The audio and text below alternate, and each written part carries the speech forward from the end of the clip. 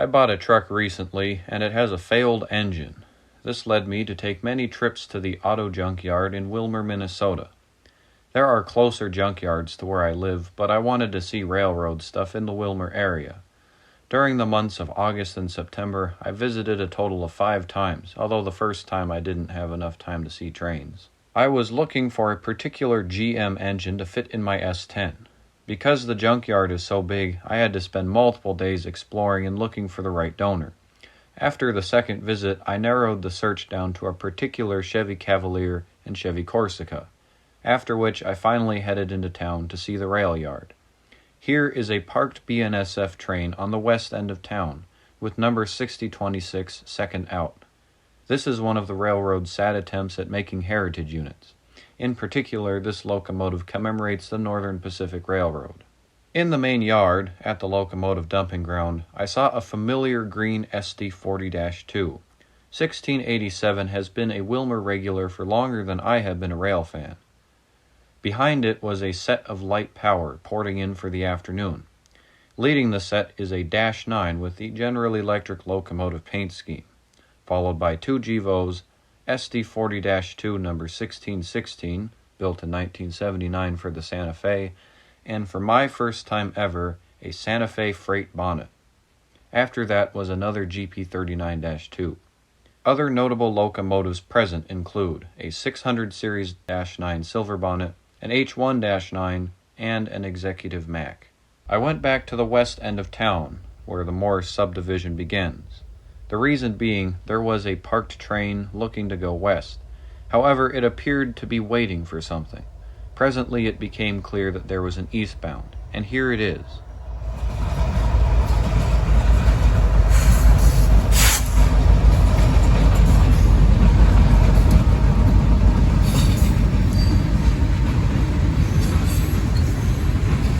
That right there has to be one of the luckiest locomotive sets I have ever seen.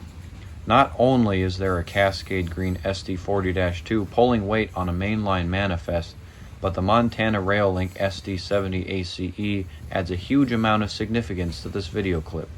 If only I knew that this was going to be an above-average train, I would have tried to catch it on the sunny side of the track. Now that's a hard act to follow. The aforementioned westbound picked up, and I positioned myself ahead of it so that I could film it at speed.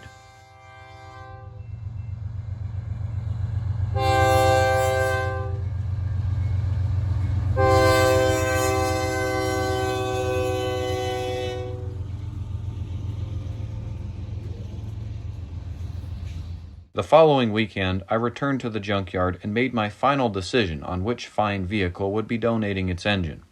It was the red 1997 Chevy Cavalier. As of the making of this video, this big iron paperweight is currently operational inside the compartment of my truck. I returned to town and was reacquainted with the 2863. This GP39-2 was built in 1977 for the Santa Fe.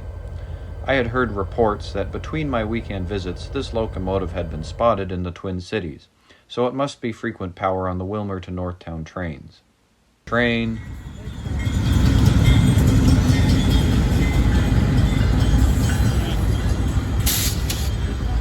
This set of 3 locomotives flew past a stationary coal train sitting on the Y. They then flipped the switch and returned. The crew coupled up to the existing power. After almost 20 minutes of configuration and conversations on the radio, the newly powered coal train began entering the Morris subdivision in the westbound direction.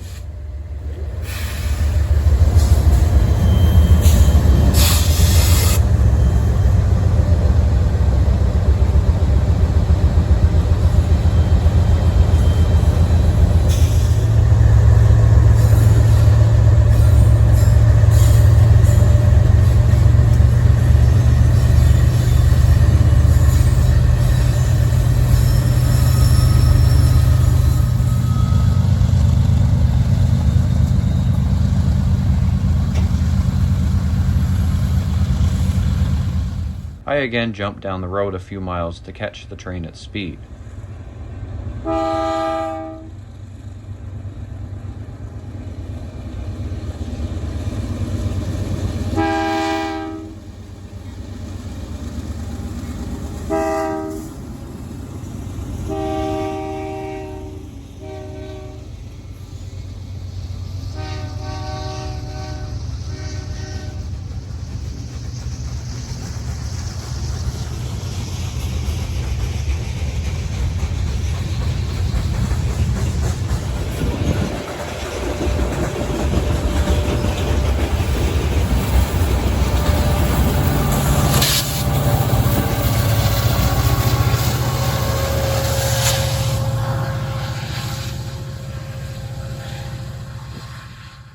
On the way home, I saw the Executive Mac again.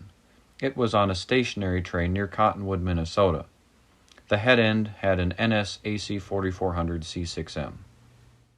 1 week later, I stopped in Marshall on the way up to Willmar. I saw a familiar locomotive in the ADM plant.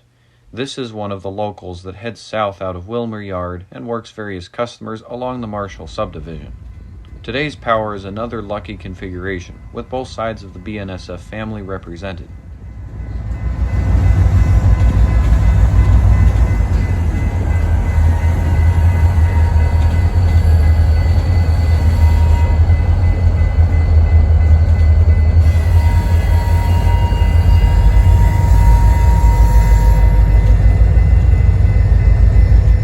Leading is SD40-2 number 1987.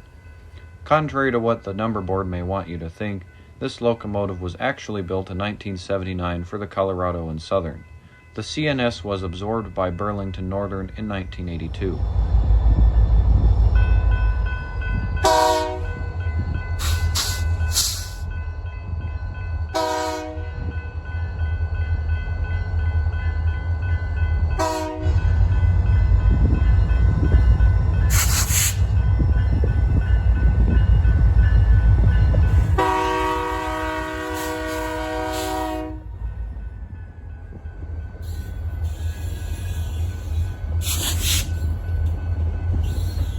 When I got to Willmar, there was a train blocking Lakeland Drive, as usual. I sat at the crossing until the power up front made its way to where I was sitting. Among the modern GEs is another green SD40-2. You can still see its previous BN road number on the long hood, that being 6369. This is another SD40-2 that started its life on the Colorado Southern. I revisited the locomotive dumping ground, although there wasn't anything out of the ordinary to see. 2 weeks later, there was a westbound on the Morris sub.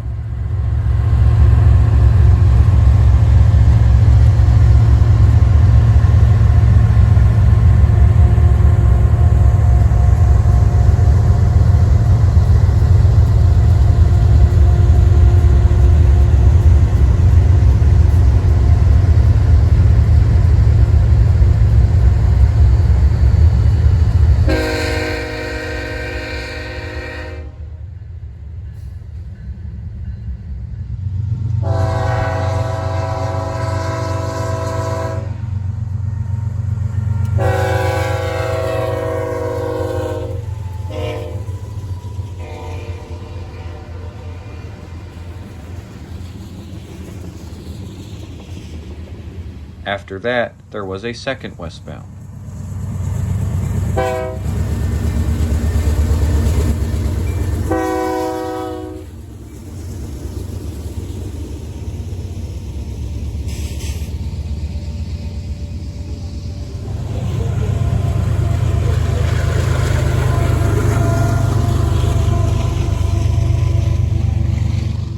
After the 2 westbounds cleared, there was an eastbound that I caught in Pennock on its way to the yard.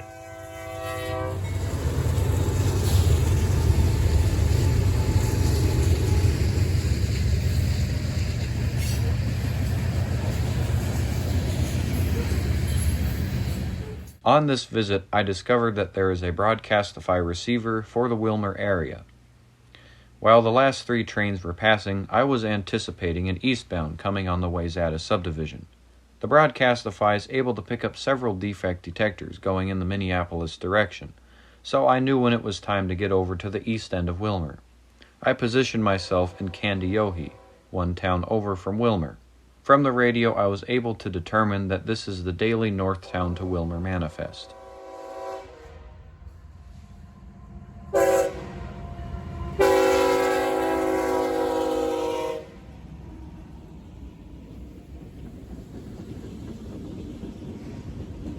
I have heard that the Willmar Northtown trains usually have interesting power, typically older EMDs. Today is no exception, and we even get to see 1972 again. Following that train is the eastbound Lincoln, Nebraska to Northtown Yard manifest, also in Candiyohi.